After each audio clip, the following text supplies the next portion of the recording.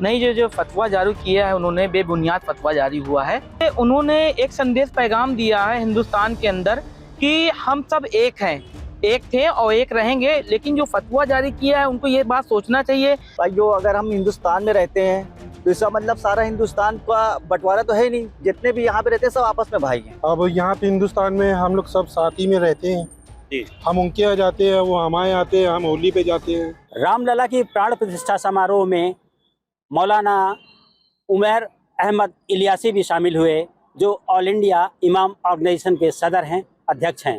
लेकिन उसके बाद कुछ मजहबी संगठनों ने उनके ऊपर फतवा जारी किया है, जिसको लेकर इस समय वो सुर्खियों में हैं। बात करते हैं प्रयागराज में मुस्लिम समाज के लोग इस फतवे पर क्या कहते हैं। आपसे जानना चाहेंगे मौलाना साहब को जो फतवा जारी किया गया, क्योंकि वो प्राण प्रतिष्ठा समारोह में गए थे, क्या आपकी उसमें शरीयत में कहीं इस तरह का उल्लेख है कि जाने पर फतवा जारी होना चाहिए? नहीं, जो जो फतवा जारी किया है उन्होंने बेबुनियाद फतवा जारी हुआ है। दूसरी बात ये, उन्होंने एक संदेश पैगाम दिया है हिंदुस्तान के अंदर कि हम सब एक हैं, एक थे और एक रहेंगे। लेकिन जो फतवा जारी किया है उनको ये बात सोचना चाहिए कि अगर मंदिर के अंदर जाने से किसी का ईमान खतरे में आ जाए तो ये गलत तरीका है। क्योंकि हमारे भी बहुत सारे हिंदू भाई हैं, उनके यहाँ शादी में जाते हैं, सब चीज़ में जाते हैं। तो इस तरीके का फतवा जारी करना मतलब देश के खिलाफ खड़े होने का ये एक बयान दे दिया उन्होंने फतवा लगाकर कि ये देश के खिलाफ हो गए। लेकिन नहीं, ये उनकी एक सोच, ऐसी सोच है जो हमारे जैसे उनके फॉलोअर हम हैं मौलाना उमर अहमद इलियासी साहब के, तो उन्होंने जो बयान जो तरीके से काम करेंगे हम भी उनके नक्शे कदम पे चलेंगे। तो ये जो बयानबाजी कर रहे हैं फतवा लगा के, वो सरासर गलत है। कुछ और लोग बात करते हैं, क्या इस्लाम में इस तरह की मनाही है कि आप किसी दूसरे मजहब के किसी कार्यक्रम में नहीं जाएंगे? नहीं, ऐसा तो कोई चीज़ नहीं है कि मतलब जाना चाहिए, सबका मजहब एक है। भाइयों, अगर हम हिंदुस्तान में रहते हैं तो इसका मतलब सारा हिंदुस्तान का बंटवारा तो है नहीं। जितने भी यहाँ पे रहते हैं सब आपस में भाई हैं। तो इलियास जो मौलाना साहब हैं, उन्होंने कोई ऐसा गलत काम किया नहीं। मतलब उन्होंने एक देश को जोड़ने का काम किया है, तोड़ने का काम नहीं किया। तो इस्लाम के नजरिए से ये सही है? मतलब ये तो सही है ही है, और हम उनके साथ हैं। जितने मुसलमान भाई हैं हम उनके साथ हैं। और जो भी फतवा इस पे जारी किया गया है बेबुनियाद किया गया है, बेखता किया गया। ऐसे फतवे ना जाने कितने आते हैं कितने जाते हैं, हम लोग देखते रहते हैं जी। कुछ और लोग हैं, इस तरह के फतवे आते हैं जाते हैं, लेकिन चर्चा में मौलाना साहब हैं। इस्लाम इसकी क्या परमिशन देता है? हाँ, देता है। आप लोगों को इससे एतराज नहीं है? नहीं, हम लोग कोई एतराज नहीं। लेकिन जिन लोगों ने फतवा जारी किया उनके ऊपर अब उनकी सोच क्या है वही जान सकते हैं। जी जी।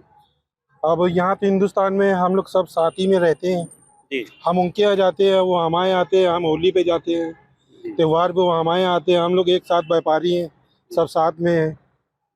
कुछ और लोग बात करते हैं।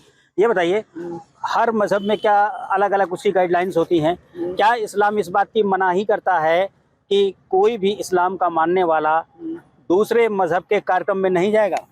जा सकता है, कौन हकीकत जा सकता है, कोई मनाही नहीं है जी। कोई मनाही नहीं है। भारतीय जनता पार्टी बहुत बढ़िया काम कर रही है।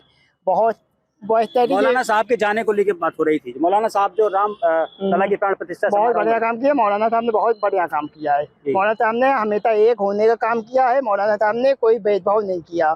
मौलाना साहब ने एक नंबर का काम किया है जी। कोई गलत नहीं। मौलाना तो फतवे क्यों जारी हो रहे हैं? ये गलत हुआ है, बहुत गलत। जिन लोगों ने क्या फतवा जारी किया वो जानकार नहीं है क्या इस मामले का? अब वो उन पे मौलाना साहब के साथ हम लोग हैं। ये गलत है, फतवा को मिटाया जाए जी।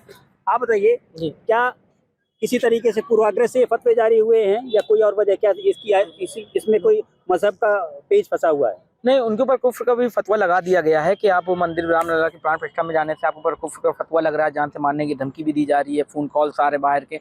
तो ये एक अलग विचारधारा वाली बात हो रही है यहाँ पे।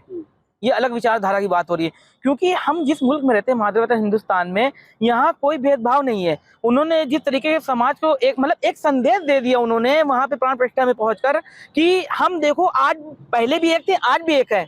तमाम मंदिर मस्जिद अपनी जगह पे मुद्दा है, लेकिन हमें किसी के अगर खुशी में शरीक होते हैं तो इसका मतलब ये नहीं है कि हमें पर कुफ्र का फतवा लगा दिया जाए।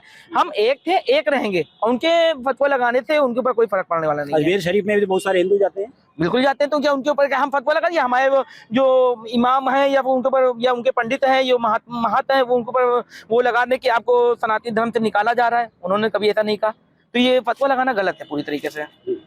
तो प्रयागराज में जो हमारे मुस्लिम समाज के लोग हैं उनका कहना है कि इलियासी साहब के ऊपर जो फतवा जारी किया गया है, जो फतवा लगाया गया है, वो गलत है और वो इलियासी साहब के साथ हैं क्योंकि मजहब भी उनके साथ है। Dinesh Singh, TV9 UP, Prayagraj.